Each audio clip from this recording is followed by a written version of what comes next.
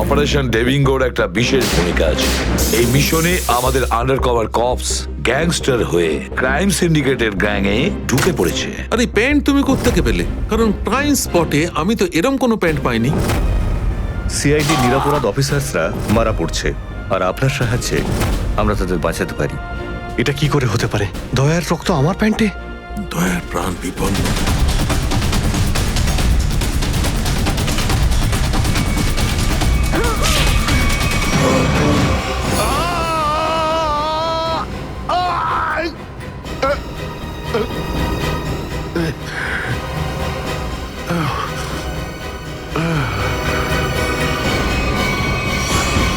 Sir, শহরে যত toll plaza রয়েছে সব জায়গায় খোঁজ নিয়েছি। না তো এসিপি স্যারের খোঁজ পেয়েছি, আর না তো দয়া স্যারের। এসিপির খবর তো পাওয়া যায়নি, কিন্তু দয়ার খবর পাওয়া গেছে। জানতে পারা গেছে কোথায় ও? আগে কয়েকটা গুন্ডা ওকে উঠিয়ে নিয়ে কোথাও একটা বন্দি করে রেখেছে। ওর অবস্থা ভীষণই খারাপ। ইনি ডক্টর প্রমোদ। নমস্কার। গুন্ডারা জোর করে তুলে নিয়ে গেছিল। অ্যাকচুয়ালি দয়ার পিঠে গুলি লেগেছিল, যেটা গুন্ডারা এনাকে দিয়ে বার করিয়েছে। কে? দয়া স্যারের গুলি লেগেছে? হ্যাঁ। এখন দয়া কেমন আছে? ও বিপদ মুক্ত তো? কিছু বলতে পারবো না। আমি তো গুলিটা তো বের করেছি, কিন্তু ওখানকার পরিবেশ যেরকম কোনো রোগীর জন্য একদমই ভালো না। আপনার তো কিছু নিশ্চয়ই মনে আছে ডাক্তারবাবু। কোথায় গুন্ডাদের এই আটাটা? ওরা আমার চোখ দুটো বেঁধে দিয়েছিল, তাই আমি বলতে পারবো না কোথায় আছে। ওখানে গিয়ে তো কাপড় খুলে দিয়েছিল। ওখানে ওদের নিশ্চয়ই দেখেছেন। ওদের মুখটা মনে আছে আপনার? হ্যাঁ, দেখলে চিনতে পারবো। Very good. পঙ্কজ, স্কেচ আর্টিস্টকে ডাকো এক্ষুনি।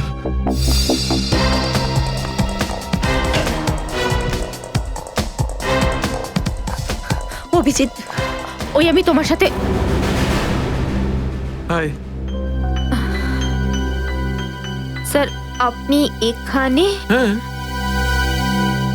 আমি এখানে। আচ্ছা সারিকা, পেন্টে যে রক্তটা লেগেছিল তার ডিএনএ রিপোর্টটা এসেছে? হ্যাঁ, এসেছে। সেটাই বলতে এসেছিলে না অভিজিৎ স্যারকে? হয়তো তুমি আগেই বলে দিয়েছো। তোমার বসকে, ডক্টর সালুকাকে বলার কথা মনেই হয়নি। ছাড়ো ছাড়ো, কোনো ব্যাপার না, কোনো ব্যাপার না। হতেই পারে, হতেই পারে। ছাড়ো ছাড়ো। কি আছে ওই ডিএনএ রিপোর্টে? ওই ব্লাড স্যাম্পলটা কার সারিকা?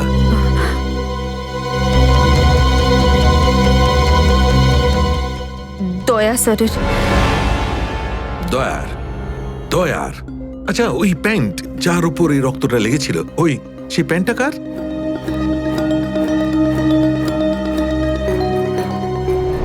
এটা কি করে হতে পারে? দয়ার রক্ত আমার প্যান্টে? অভিজিতের।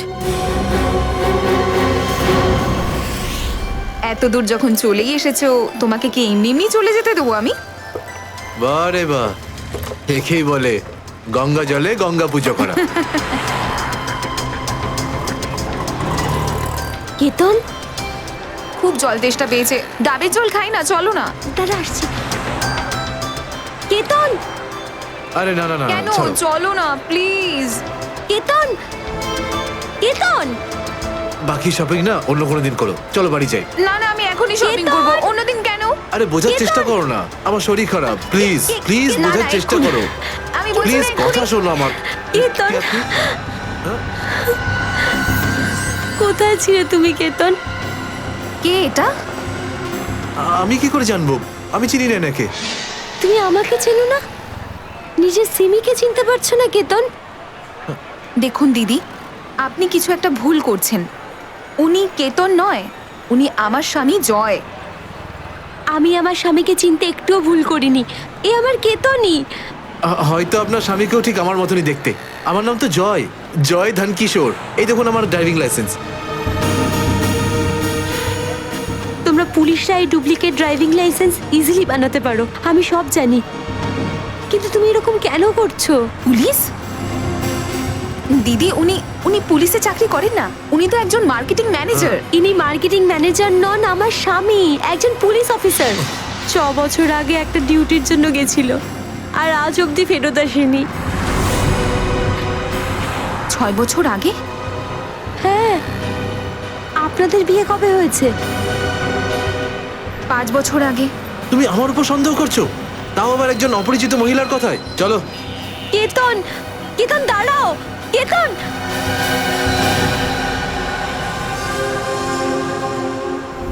অভিজিতের প্যান্টের ওপর দয়ার রক্ত। তিনবার টেস্ট করিয়েছি, কিন্তু ফলাফল ওই। আর সেই কারণে তুমি প্যান্টটা চুপচাপ সারিকাকে দিয়ে দিয়েছিলে, কারণ তুমি জানতে ওই প্যান্টে দয়ার রক্ত লেগে আছে। যদি আমি জানতাম যে আমার প্যান্টে দয়ার রক্ত লেগে আছে, তাহলে সেটা আমি টেস্ট করার জন্য কেন দেব?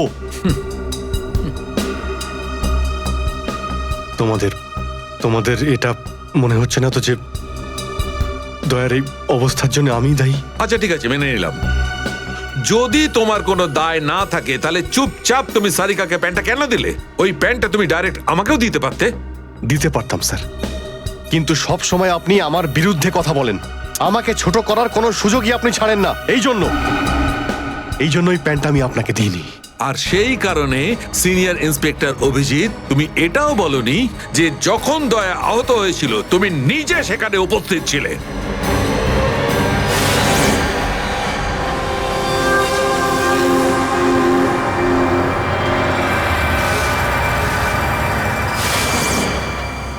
বলে দিতাম যদি আমার মনে থাকতো। আমার এখনো কিছু মনে নেই যে ওই রাতে কি হয়েছিল। ওয়াইসি, আপনার মনেই নেই যে ওই রাতে কি হয়েছিল? ডক্টর সালুখে, আমরা অভিজিৎ স্যার আর দয়া স্যারের বন্ধুত্বের উদাহরণ দিই, আর আপনি ওনাদের উপরে এরকম অপবাদ দিচ্ছেন? হ্যাঁ স্যার, অভিজিৎ স্যার নিজের জীবন দিয়ে দেবেন, কিন্তু দয়া স্যারের উপর একটা আঁচল লাগতে দেবেন না। ও আচ্ছা, চলো ঠিক আছে, মেনে নিচ্ছি। আমি আমার সমস্ত কথা ফিরিয়ে নিচ্ছি। I am sorry. আমি মেনে নিচ্ছি যে দয়া আজকে যে অবস্থায় আছে তার দায় অভিজিতের নয়, কিন্তু এই কথাটা আমি কিছুতেই মানবো না যে দয়া যখন আহত হয়েছিল তখন অভিজিৎ ওখানে ছিল আর ওর কিছুই মনে নেই। কিছু একটা ঘটনা অভিজিতের মাথায় নিশ্চয়ই ঢুকে গেছে, কিছু তো আছে। ইটস ইম্পসিবল, কিচ্ছু মনে নেই। ডক্টর সালুখে, আপনি আমার কাটা ঘায়ে আর নুন ছেটাবেন না। আপনি খুব ভালো মতোই জানেন যে আমার স্মৃতিশক্তি। জানি অভিজিৎ, আমাকে মনে করিয়ে দেওয়ার চেষ্টা করো না। আমি ভালো করে জানি অভিজিৎ, যখন সিনিয়র ইন্সপেক্টর অভিজিৎ কোনো প্রবলেমের মধ্যে পড়ে তখন ওর কাছে একটা মস্ত বড় হাতিয়ার আছে, ওর স্মৃতিশক্তি। প্লিজ সালুকে স্যার, আপনি অভিজিতের integrity. Hold on doctor Sarika, ইন্টিগ্রিটির পার্ট তুমি আমাকে পড়াতে এসো না। তুমি সিআইডির সবচেয়ে বড় নিয়ম ভেঙেছো, আমাদের কাছ থেকে এইরকম একটা বড় প্রমাণ লুকানোর। আন্ডারস্ট্যান্ড? ইন্টিগ্রিটি। স্যার, ওই দিন রাতের এমন কোনো কথা যেটা আপনার মনে আছে? যাই হোক,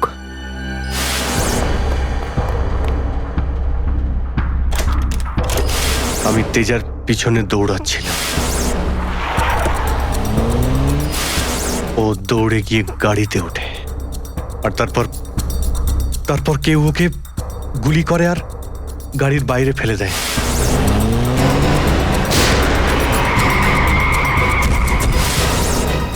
যখন আমি দৌড়ে গিয়ে তেজার লাশের কাছে যাই, তখন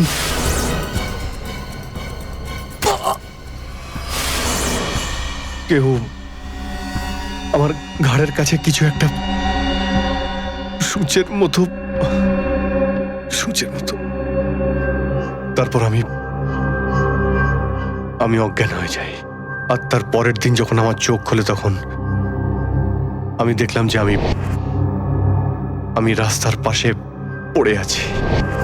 তার মধ্যে কি হয়েছে আমার কিচ্ছু মনে নেই। ঠিক আছে, কোনো ব্যাপার নয়। ওই রাতে এক্স্যাক্টলি কি হয়েছিল সেটা জানা যাবে এই গুলিটার মারফত। এটা সেই গুলিটা যেটা দয়ার পিঠ থেকে বার করেছিলেন ডক্টর প্রমোদ। আর এই গুলিটার ব্যালিস্টিক রিপোর্ট থেকেই বার করা যাবে যে আসলে এই গুলিটা কার বন্দুক থেকে ছোঁড়া হয়েছিল। Sarika, come with me. Doctor Pramod, এক minute.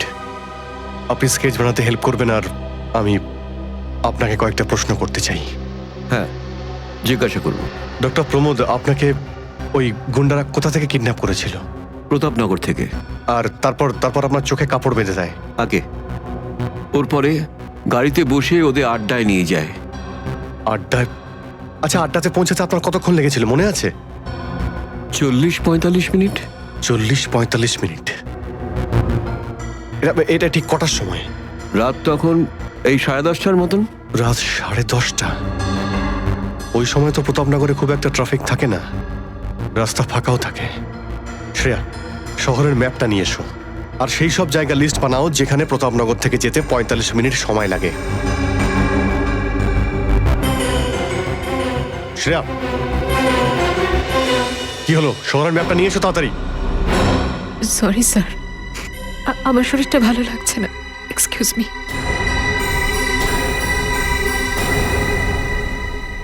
I can't believe this Maya, তুমি নিজের স্বামীর কথা বিশ্বাস করছো না, একজন অপরিচিত মহিলার কথা বিশ্বাস করছো তুমি। একটা মেয়ে অন্য একটা মেয়ের চোখের দিকে তাকালেই বুঝতে পারে যে সে সত্যি বলছে না মিথ্যে, আর ওর চোখে সত্যিটা ছিল, ওর চোখে জল মিথ্যে বলছিল না। মায়া, মায়া তুমি ওর কথায় বিশ্বাস করছো চোখের জল দেখে, আর তুমি আমাকে সন্দেহ করছো। সত্যিটা বলো, বলো সত্যি করে যে কতগুলো বউ আছে তোমার, বলো আমাকে জয়। আরে আমি তো একটা সামলাতে পারছি না, আবার অন্য কোথায় আনবো? সে তো তোমার কপাল ভালো যে মার্কেটে আজ তোমার সত্যিটা জানতে পারলাম, না হলে সারা মায়া- জীবন আমি এটাই ভেবে যেতাম যে তুমি আমাকে ভালোবাসো। হ্যাঁ মায়া, এটা সত্যি যে আমি শুধুমাত্র তোমাকেই ভালোবাসি মায়া। তাহলে বলছো না কেন নিজের ব্যাপারে সত্যিটা? নিজের অতীতের ব্যাপারে কেন বলো না আমাকে কিছু? মায়া তুমি তো সব জানো আমার সম্পর্কে, যে আমার কেউ নেই কোনোদিন, আর তুমি ছাড়া আমার কে আছে বলো? আর তোমার কাজ? তুমি পুলিশে আছো নাকি মার্কেটিং ম্যানেজার? মার্কেটিং মায়া। সব মিথ্যে। আমি তোমার অফিসে যেতে চাই। আমি কিছু জানি না, আমি তোমার অফিসে যেতে ঠিক চাই। আছে, ঠিক আছে, অফিস যেতে চাও? আমি সামনের সপ্তাহে তোমাকে আমার অফিসে নিয়ে যাবো, খুশি? কেন? পরের সপ্তাহে কেন? হ্যাঁ, কালকে কেন নয়? হ্যাঁ, বরং আমি তো বলবো যে কাল নয়, আজই যেতে চাই আমি তোমার মায়া অফিসে। মায়া মায়া, সন্দেহের একটা লিমিট থাকে মায়া।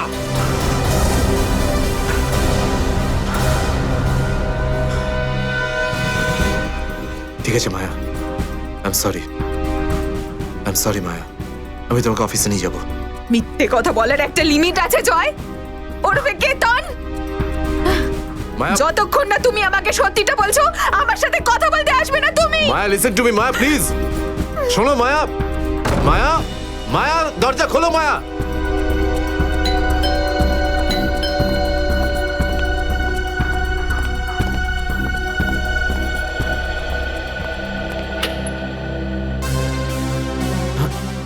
আপনি?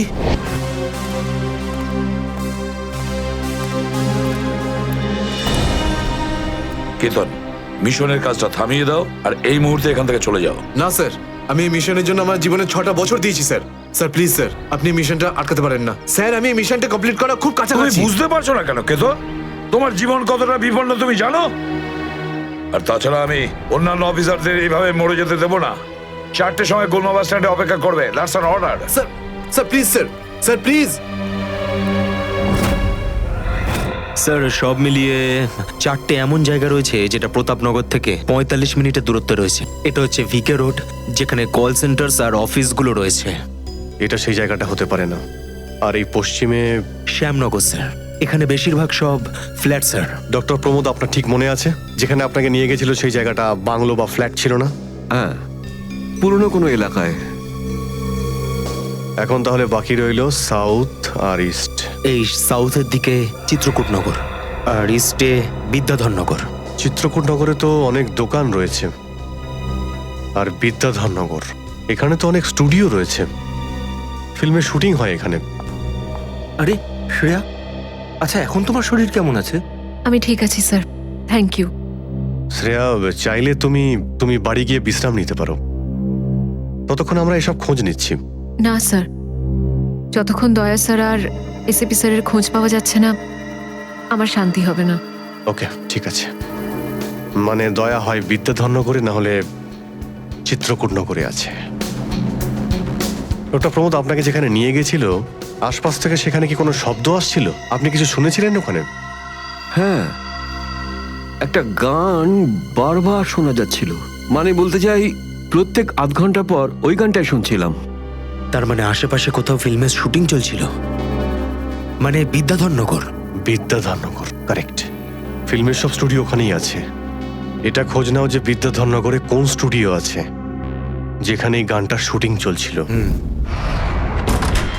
দেখো রে নয়ন মেলে জগতের বাহার, জগতের বাহার, ওটো টো টো টো।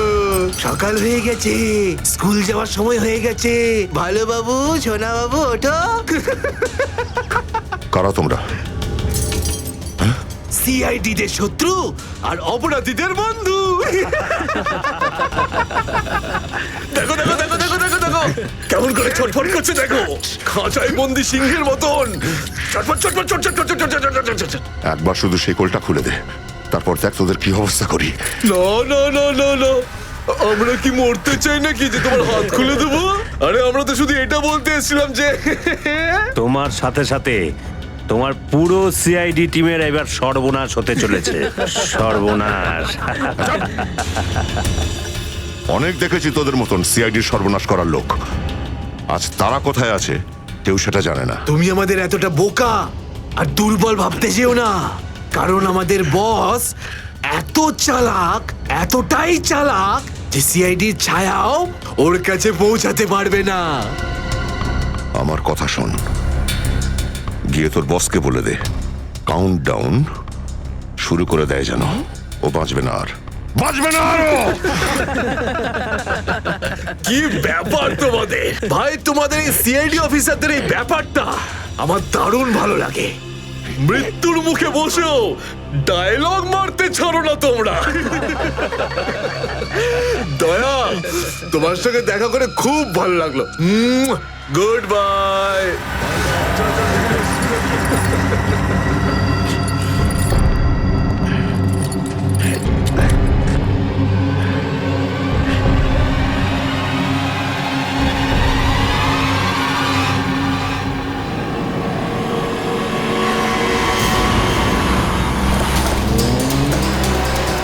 সেদিন দেখা হয়েছিল গানটার শুটিং এই স্টুডিওতেই চলছিল, তাই তো? হ্যাঁ স্যার, এটাই সেটা, বিরাট স্টুডিও।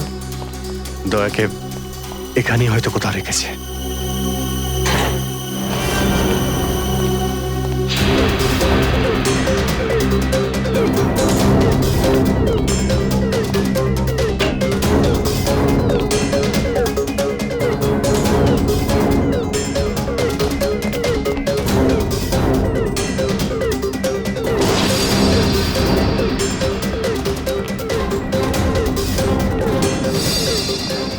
এত রক্ত? তার মানে স্যার, দয়া স্যার এখানেই ছিলেন? এই শিকল দিয়ে বেঁধে রেখেছিল আমার বন্ধু দয়াকে। একবার যদি আমি এদের পাই না। স্যার, এই চায়ের কাপটা পেলাম, চা এখনো গরম রয়েছে। চা গরম আছে, তার মানে হলো ওরা এখান থেকে বেশি দূর যায়নি।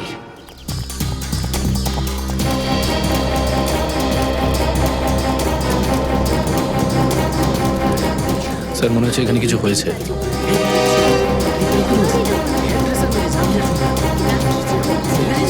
সরে যান প্লিজ, সরে যান, সাইড দিন। আমরা সিআইডি থেকে এসেছি। স্যার দেখুন না, কেউ ঋতুকে খুন করে ফেলেছে। কি করে হলো এইসব? বলতে পারবো না স্যার, আমরা সবাই শুটিংয়ে ব্যস্ত ছিলাম তো তো হঠাৎ গুলি চালাবার আওয়াজ পেলাম, আর এখানে এসে দেখলাম এই মরে আছে। কতক্ষণ আগে চলেছিল গুলি? স্যার এই ধরুন আধ ঘন্টা আগে। স্যার আমরা লোকাল পুলিশকেও ইনফর্ম করে দিয়েছি স্যার। ঠিক আছে, আপনারা একটু এখান থেকে পিছিয়ে যান একটু।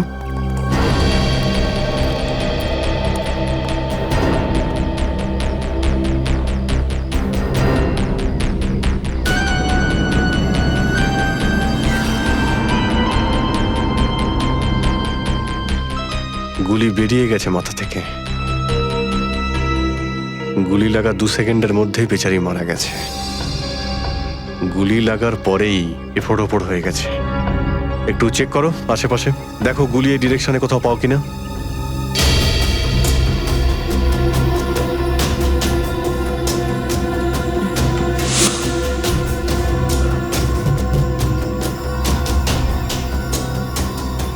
এ বিচারি এইভাবে এখানে বসেছিল, পিছন থেকে কেউ গুলি করলো আর এইভাবে উল্টে পড়ে যায়।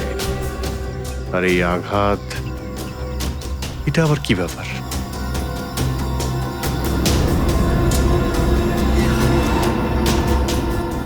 উইক পড়েছিল মেয়েটা?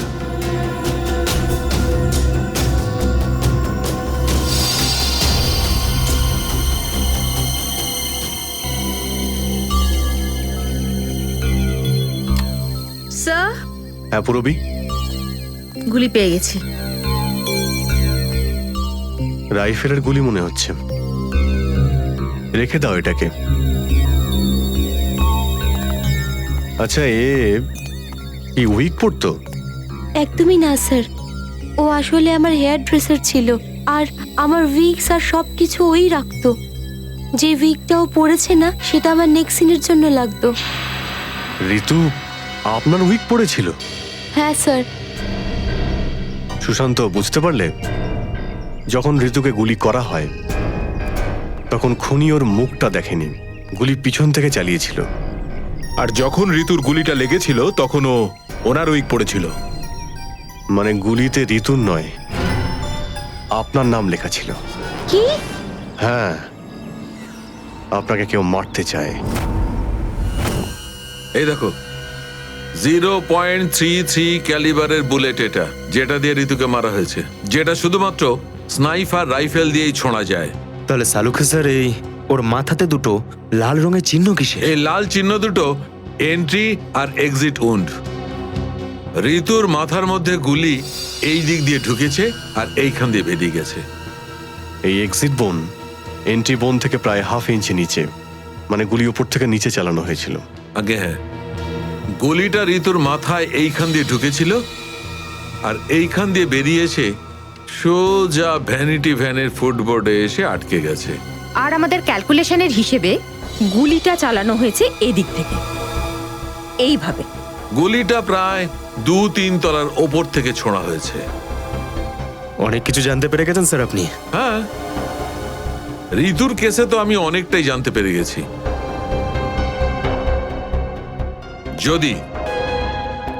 যদি আমি এইটা জানতে পারতাম যে দয়া আর আমার অন্যান্য অফিসারদের মধ্যে কি হয়েছিল, কিন্তু আফসোস, যে লোকটি এই কথাটা বলতে পারতো সে বলতেই চাইছে না। আপনি কি বলতে চাইছেন যে আমি কি বলছি না?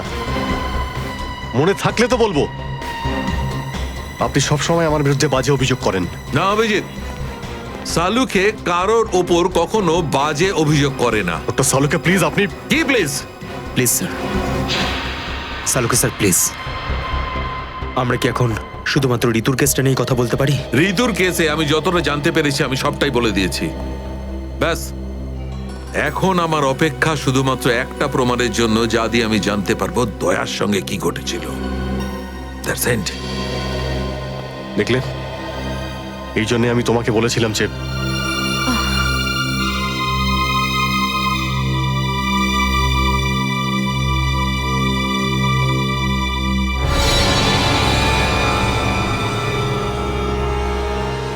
Sharp shooter.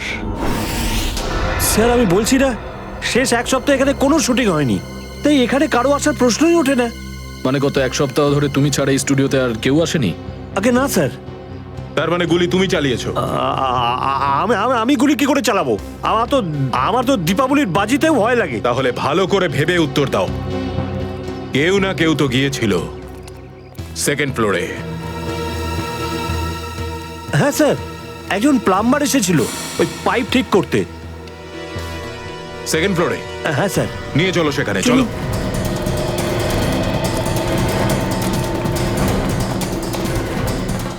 কোন দিকে?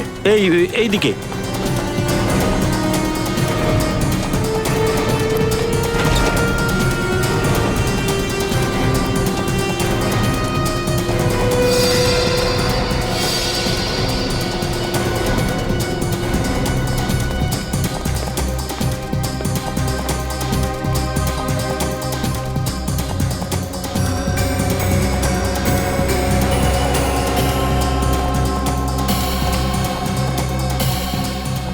এখান থেকে। ঋতু ওখানে ছিল আর শার্প শুটার গুলি সম্ভবত এখান থেকেই চালিয়েছে।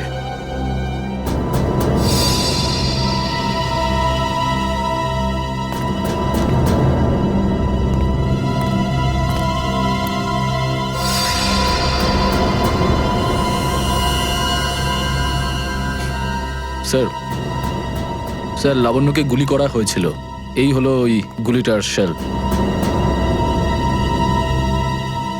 তুমি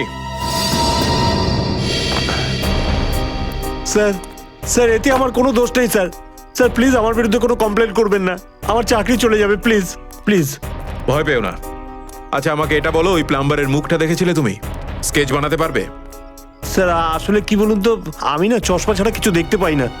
আর ও যখন এসেছিল তখন আমার চশমা কোথাও হারিয়ে গিয়েছিল, আর আমি চশমাটাই খুঁজছিলাম। এই লাবণ্যর কোনো না কোনো শত্রু তো নিশ্চয়ই আছে, নইলে কেউ ওকে মারার চেষ্টা কেন করবে? এই লাবণ্য ঠিকুজি বের করেছি স্যার, ওর কারোর সাথে কোনো শত্রুতা ছিল না। হ্যাঁ স্যার, ফ্লপ হচ্ছিল ওর সব ফিল্ম। তাহলে এরকমও হতে পারে না যে অন্য কোনো অভিনেত্রী হিংসা বা ঈর্ষার কারণে ওকে মারার চেষ্টা করে থাকবে। লাবণ্য খুব বড় লোক নয় যে টাকা পয়সার জন্য ওর উপরে কেউ হামলা করবে। স্যার হতে পারে সত্যি এই গুলিটা ঋতুর উপরে চালানো হয়েছে, লাবণ্যের উপর নয়। আচ্ছা তোমরা কি ঋতুর ব্যাপারে ইনফরমেশন বের করেছো? হ্যাঁ স্যার, ঋতুরও কারোর সাথে কোনো শত্রুতা ছিল না। এমন কোনো না কোনো ব্যাপার আছে যা আমরা ঠিকমতো দেখতে পাচ্ছি না। এই লাবণ্যের যে আর্টিকেলগুলো আমরা পেয়েছি এর মধ্যে কোনো না কোনো ব্যাপার নিশ্চয়ই আমরা পাবো যার সঙ্গে কেসের কোনো না কোনো সম্পর্ক আছে। স্যার স্যার এটা 3 দিন পুরনো পেপার। এতে নিউজ আছে যে লাবণ্য জিনিসপত্র চুরি হয়েছিল ব্লু ইভ রিসর্ট থেকে। লাবণ্যের জিনিসপত্র চুরি হয়েছিল ব্লু ইভ রিসর্ট থেকে?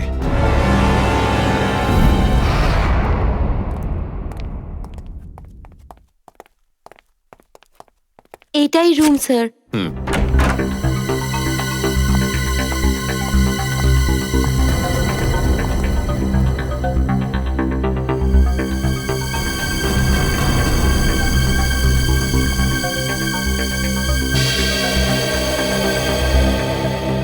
এই ঘর থেকেই আপনার জিনিসপত্র চুরি হয়েছিল?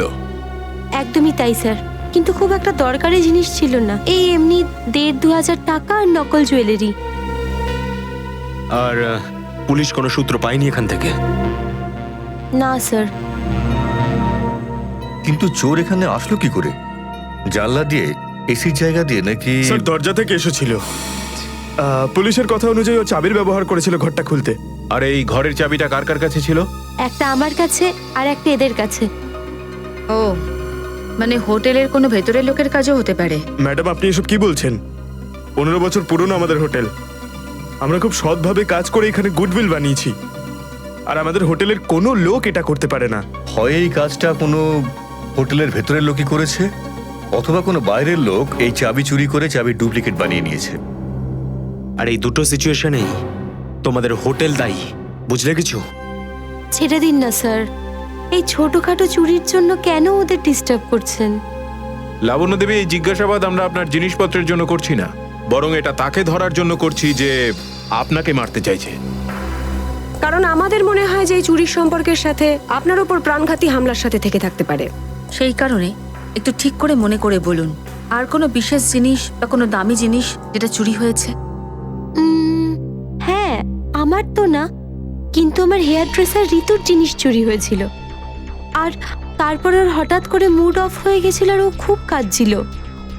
এমন কি জিনিস চুরি হয়েছিল ওর? একটা অদ্ভুত শোপিস ছিল। শোপিস?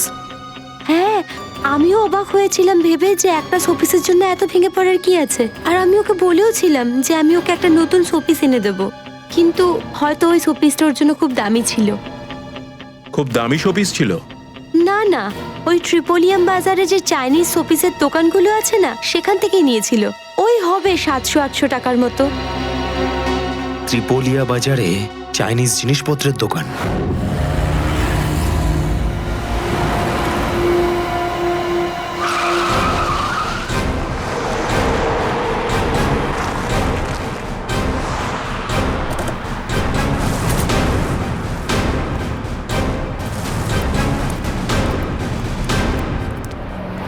সিআইডি।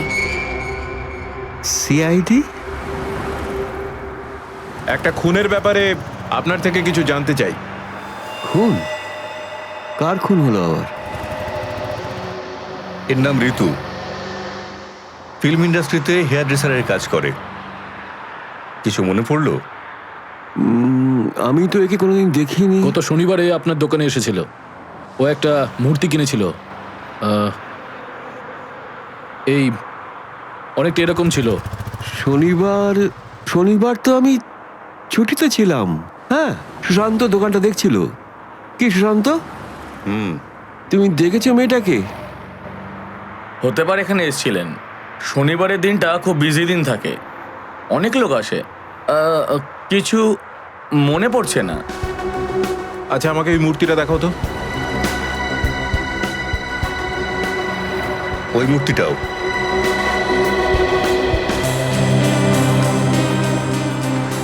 এরকম আর কটা পিস আছে আপনার দোকানে? এই 15-20টা হবে। কি সুশান্ত? হ্যাঁ,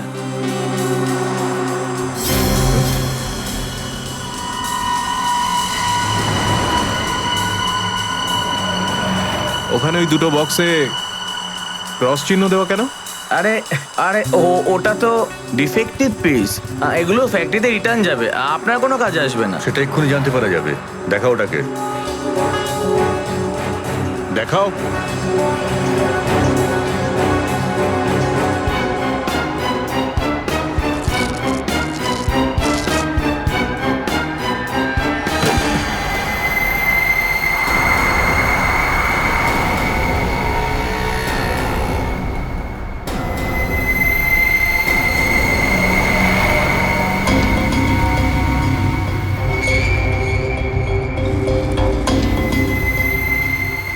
তো এসব ড্রাগসের ব্যাপার। ঋতুকেও এরকমই শপিস বেঁচেছিলে? সুশান্ত, তুমি আমার দোকানে থেকে ড্রাগসের কারবার করতে? এবার বন্ধ করো এই নাটকটা। অ্যারেস্ট করো এই দুজনকে। আসুন, পরে দেখছি।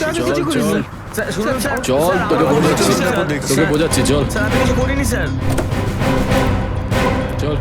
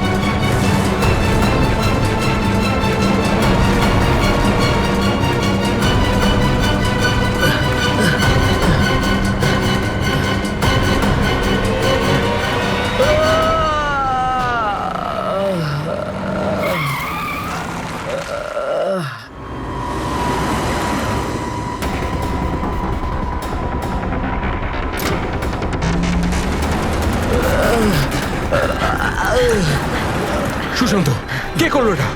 বলো সুশান্ত, উত্তর দাও। হ্যাঁ, বলো বলো সুশান্ত, কে করলো এটা? সুশান্ত,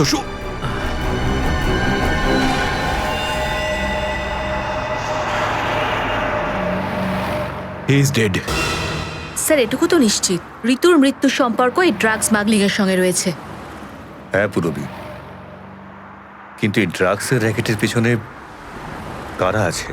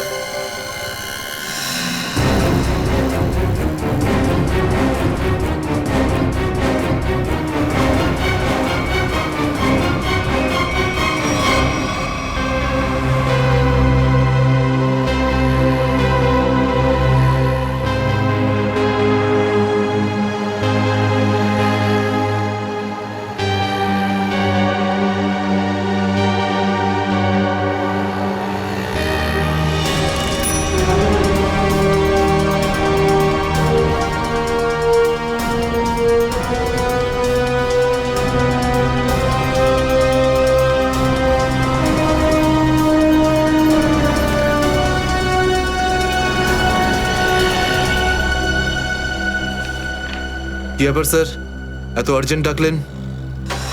জয়, তোমার জীবনে ঝুঁকি আছে। তোমাদের মতন অফিসারদের ব্যাপারে ওরা জেনে গেছে, আর ওরা একের পর এক মেরে ফেলছে। এটা কি করে হতে পারে স্যার? আমাদের ব্যাপারে কে কাকে কি বলবে?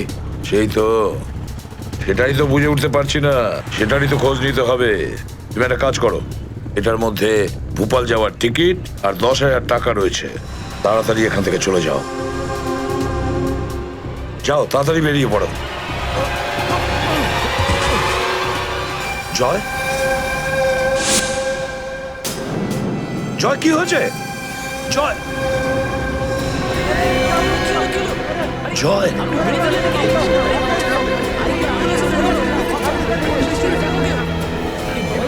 মাই গড,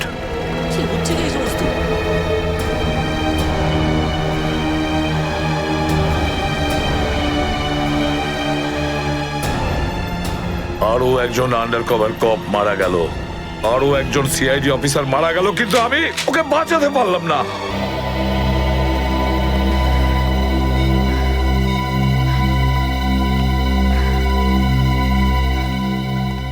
দয়া স্যারের ফোনটা কেন লাগছে না? শ্রেয়া, দয়া স্যারও ঠিক ফিরে আসবেন যেরকম অভিজিৎ স্যার এসেছেন। স্যার কিভাবে ফিরে আসবেন? আমরা তো এটাও জানি না যে দয়া স্যার কোথায় আছেন। স্যার, নাইবা দয়া স্যারের খোঁজ পাওয়া যাচ্ছে, নাইবা এসিপি স্যারের। শ্রেয়া, ওনারা সিআইডি অফিসার, এরকম অনেক সমস্যার সম্মুখীন হয়েছেন। যেখানেই থাকুক না কেন, নিশ্চয়ই ভালো থাকবেন ওনারা। স্যার, আপনি এমনটা কিভাবে বলতে পারেন? আপনি রক্ত দেখেছিলেন তো? কতটা রক্ত পড়েছিল বলুন তো ওখানে? আর ওই গুলিটা, যে গুলিটা দয়া স্যারের শরীর থেকে বেরিয়েছিল। হ্যাঁ শ্রেয়া, আমি সবকিছু দেখেছি, কিন্তু তার মানে এটা তো নয় যে সিআইডি অফিসাররা মারা যান না। স্যার, হ্যাঁ স্যার, আপনি ঠিক আছেন তো? স্যার, কাল থেকে আপনাকে ফোনে পাচ্ছিলাম না। হ্যাঁ, আমি একটা জরুরি কাজে ব্যস্ত ছিলাম। এমন একটা টপ সিক্রেট কাজ ছিল, কাউকে বলতে পারিনি, এমনকি তোমাদেরও নয়। স্যার, কি স্যার, দয়া স্যারের কোনো খোঁজ পাওয়া যাচ্ছে না। দয়া স্যারের কোনো খোঁজ পাচ্ছ না মানে? স্যার, দয়া স্যার নিখোঁজ। কিন্তু গেল কোথায় ও? জানি না স্যার, ওনার ফোনটাও লাগছে না। আর ওনার গায়ে গুলিও লেগেছে। দয়ার গায়ে গুলি লেগেছে? এক মিনিট, এই ব্যাপারটা তোমরা জানলে কি করে? স্যার, সালুকে স্যার বলছিলেন যে দয়া স্যারের বডি থেকে একটা ডক্টর গুলি বের করেছেন আর চুপ করে নিয়ে এসে ওনাকে দিয়েছেন। দয়ার বডি থেকে গুলি বের করে সেটা শালুকে পাঠানো হয়েছে? অভিজিৎ, অভিজিৎ কোথায়? স্যার, অভিজিৎ স্যারও নিখোঁজ ছিলেন, 3 ঘন্টা আগেই ফিরে এসেছেন। আর তার থেকে বড় কথা স্যার, অভিজিৎ স্যারের প্যান্টে দয়া স্যারের রক্ত লেগেছিল। অভিজিৎ নিখোঁজ? 3 ঘন্টা আগে ও ফিরে এসেছিল, আর ওর প্যান্টের ওপর দয়ার রক্ত লেগে আছে? আর ওনার কিছুই মনে নেই স্যার। আর ওর কিছু মনে নেই? সেই একই ব্যাপার, সেই একই ব্যাপার। অভিজিৎ যখনই কোনো মুশকিলে পড়ে, ওর স্মৃতিশক্তি লোপ পেয়ে যায়। এসব কি হচ্ছে সিআইডির মধ্যে? আমাদের তিনজন আন্ডার কভার অফিসার মারা গেছে। ওই অফিসারদের ব্যাপারে আমি ছাড়া আর কেউ কিচ্ছু জানতো না, কিন্তু ওদের নাম বাইরে ফ্ল্যাশ হয়ে গেছে। কিভাবে? স্যার, এই কথাটা যদি শুধু আপনি জানতেন তাহলে। সেটাই তো বলছি আমি সচিন, সেটাই তো বুঝে উঠতে পারছি না। এসব কি করে হলো, কিভাবে হলো? এটার একটাই মানে দাঁড়ায় সচিন, আমাদের মধ্যেই কেউ একজন আছে যে আমাদের সঙ্গে বেইমানি করছে, আমাদের সাথে বেইমানি করছে। একজন বেইমান আছে।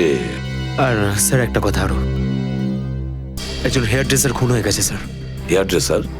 হ্যাঁ স্যার, শুটিং চলাকালীন ওকে খুন করা হয়েছে। স্যার, মনে হচ্ছে এই খুনটা ড্রাগসের কারণে হয়েছে। আর স্যার, তদন্ত করতে করতে একটা লোক পর্যন্ত পৌঁছেছি, কিন্তু শেষে ও মারা যায়। আর স্যার, ওর পকেট থেকে আমরা এই কাগজটা পেয়েছি। স্যার, এটার উপরে কিছু নাম্বার লেখা রয়েছে। 185637245 183567235। আমার মনে হয় সচিন, এটা কোনো টেলিফোন বা মোবাইলের নাম্বার নয়। এই নাম্বারটা অন্য কিছু, এই নাম্বারটা অন্য কিছুরই হবে। কিন্তু কি, কিসের নাম্বার হতে পারে এটা? হ্যাঁ সালুকে। আরে, এরা তো সব তোমার সঙ্গেই আছে। তোমার অফিসাররা তো তোমাকে খুঁজে খুঁজে হয়রান হয়ে গেল। আমি কোথায় গিয়েছিলাম ওরা জানে। এবার তুমি বলো, এমন কোন কথা আছে যেটা ফোনে বলতে পারোনি?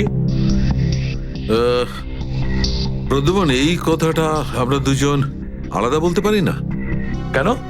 এমন কি কথা আছে যে এদের সামনে তুমি বলতে পারছো না? বলতে পারি, কিন্তু ভয় পাচ্ছি। ভয় পাচ্ছি যে যে লোকটাকে এরা হিরো মনে করে, যারা তার মতো হতে চেষ্টা করে, স্বপ্ন দেখে, যাতে ও নিজে এই লোকেদের দৃষ্টিতে পড়ে না যায়। এসব ঘুরিয়ে ফিরিয়ে কথা বন্ধ করো সালুকে। পরিষ্কার করে বলো, আর সবার সামনে বলো। ঠিক আছে, পরিষ্কার করে বলছি, আর আমি সবার সামনে বলছি। কিন্তু যেটা আমি বলবো সেটা শুনে কেউ যেন মনে করো না যে আমি কারোর ওপর বদলা নিচ্ছি বা কারোর সঙ্গে শত্রুতা করছি। ক্রাইম স্পটের ব্যালিস্টিক রিপোর্ট এসে গেছে। কি লেখা আছে রিপোর্টে? প্রথম গুলিটা চলে কালুর ওপর, অভিজিতের বন্দুক থেকে। আমাদের আন্ডার কভার কপের উপরে? আগে হ্যাঁ, শুধু তাই নয়, দ্বিতীয় গুলিটা চালানো হয়েছিল ভিকুর ওপর, দয়ার বন্দুক থেকে। না, এরকম হতে পারে না। অভিজিৎ স্যার আর দয়া স্যার ভিকু আর কালুকে এইভাবে চেয়ারে বেঁধে রেখে গুলি চালাতে পারে না স্যার। ফ্রেডে, ব্যালিস্টিক রিপোর্ট কখনো মিথ্যে কথা বলে না। আর সবচেয়ে ইম্পর্টেন্ট রিপোর্ট, সেই রিপোর্ট যার জন্য এদের সবাইকে বাইরে যেতে বলেছিলাম। অভিজিতের ফোন। অভিজিৎ, কোথায় তুমি?